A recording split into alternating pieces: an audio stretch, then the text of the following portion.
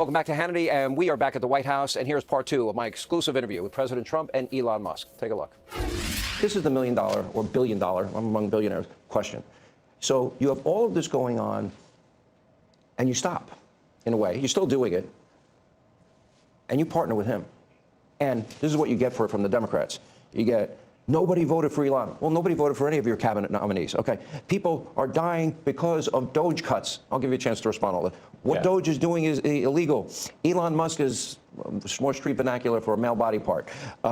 It's a constitutional crisis. Okay. Why are they reacting like this?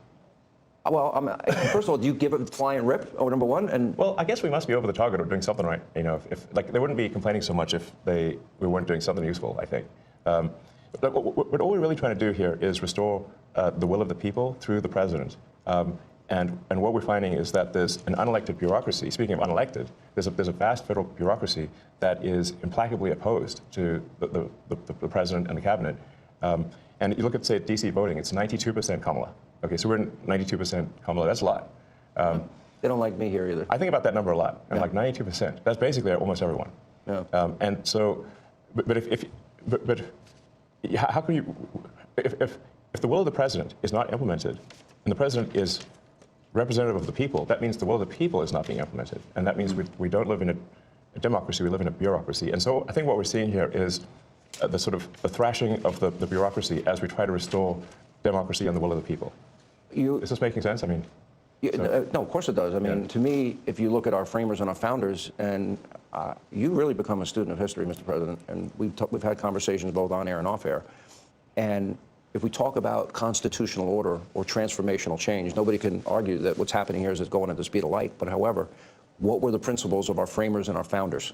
They wanted limited government, greater freedom for the people. And we'll get to the specific cutting of waste, fraud, and abuse. That is your goal, is it not? Yeah, and my goal was to get great people. And when you look at what this man has done, I mean, it was something. I knew him a little bit through the White House. Originally, I'd see him around a little bit. I didn't know him before that.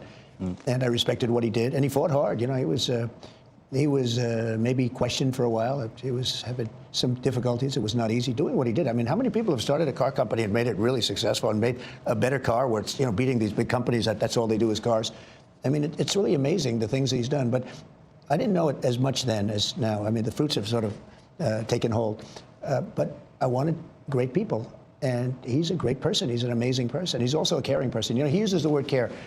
So they sign a contract in a government agency, and it has 3 months, and the guy leaves that signed the contract, and nobody else is there, and they pay the contract for 10 years. Yeah. So the guy is getting checks for years and years and years, and he's telling his family, obviously, maybe it was crooked, maybe he paid to get the contract, or maybe he paid that they didn't terminate it. But, you know, we have contracts that go forever, and they've been going for years, and they're supposed to end in 3 months or 5 months or 2 years or something, and they go forever.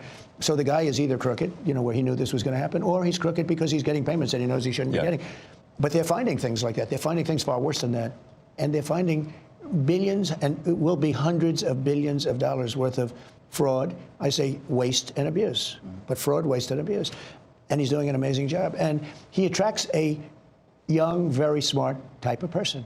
I call them high IQ individuals, and they are. They're very high IQ and high IQ. And when they go in to see the people and talk to these people, you know, the people think they're going to pull it over. They don't. These guys are smart.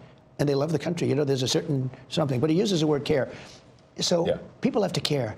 Like when I bought Air Force One, I negotiated the price. It was $5.7 billion, and I got them down to $1.7 billion. Now, they're not building the plane fast enough. I mean, they're actually in default. Boeing, they're supposed to have been building this thing forever. I don't know what's going on. Yeah. We don't build the way we used to build. You know, we used to build like a ship a day, and now to build a ship is like a big deal. And we're going to get this country back on track. We can do it, but so many things. It takes so long to get things built and get things done. And a lot of it could be something we've been discussing. The regulators go in and they make it impossible to build. They make it very difficult to build anything, whether it's a ship, a plane, or a building, or anything. And some of them do it because they want to show how important they are. Some of them do it maybe because they think they're right.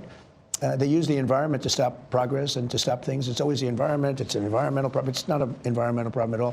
But they do a lot of things. And by the way, speaking of that, Lee Zeldin is going to be fantastic in the position. So important. He could take 10 years to approve or disapprove something, or he could do it in a month. You know, just as good. Sure. And I think you're going to see a fantastic job done by him. He's a tremendous guy. Newt, you echoed something when I just met you, and it was very similar to what Newt has been saying, that where he brought this country to the dance. This is the opportunity to be transformational and to have, I would argue, the most consequential presidency if we really dig down and do something that had never been done before, and that is get rid of this bureaucracy. And I'm going to get to the specifics. You say the same thing. It's not done yet. And what do you mean by that? I mean, winning the election is really the opportunity to fix the system. It is not fixing the system itself. So it's an opportunity to fix the system and to restore the power of democracy. And people like. It's funny how often, when these attacks occur, the thing that they're accusing the administration of is what they are guilty of. They're saying that things are being done unconstitutional, but what they are doing is unconstitutional.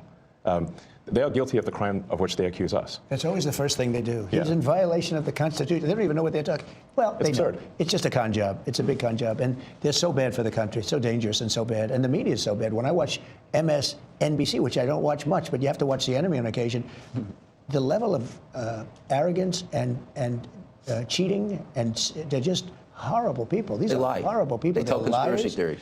And they start up with the Constitution. They couldn't care less about the Constitution. CNN, likewise. I mean, I watch them asking questions with, the hatred. I said, why are you asking the question with such anger? You're asking me a normal question, but you see the bias. The bias is so incredible. Those two are bad. PBS is bad. AP is bad. CBS is terrible. I mean, CBS now, they changed an answer in Kamala. They asked her some questions. She answered them like, a low IQ person, the opposite of him, the absolute opposite.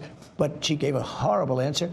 They took the entire answer out, and they put another answer that she gave 20 minutes later into as the answer. I've never even heard of that. I thought I heard of it all. I'm going to, just for the sake of saving time, because I could spend, and I've done this on radio and TV, I can spend an hour finding the outrageous amounts of money being spent abroad like USAID. And I just want to mention a couple, but I'm going to scroll it. Well, I guess at a high level, I think it's what the president mentioned earlier, which is that in order to save taxpayer money, it comes down to two things: competence and caring. And when the president was shown the outrageous bill for the new Air Force One and then negotiated it down, if the president had not applied competence and caring, the price would have been 50% higher, literally 50% higher. The president cared, the president was competent, the price was not 50% higher as a result. And so when you add more competence and caring, you get a better deal for the American people. But we were talking about this yesterday, give me thousands of bills. I could pick any one of them, exactly. But I could take all 1,000. And let's say it's a bill for $5,000, just $5,000, and it's done by some bureaucrat. And if he would say, I'll give you 3, I don't want to pay you 5, it's too high, I'll give you 3. But they don't do that. If a guy sends in a bill for $5,000, they pay $5,000. They expect to be cut. Everybody expects to be cut. When you send in a bill, you expect to be cut. They send in the bill higher for the most part. This is true with lawyers, legal fees. When they send in legal fees, I can cut. I wish I had the time. I would save some. But I could cut these bills in half, much better than half. But you offer people a much lower number because they actually put fat. I'm not even saying it's like a way of business. They put more on because they expect to be negotiated. When you send in a bill to the government, there's nobody to negotiate. You send in a bill for $10,000 and they send you a check back for $10,000. If you would call them and said, we'll give you 5. No, I need more than 5. We'll give you 5. I'm not going to pay any more than 5. Make it 6. No, I'm not going to make it 6. And you'll settle for $5,500. You've just cut the bill almost in half. And it took like 2 minutes.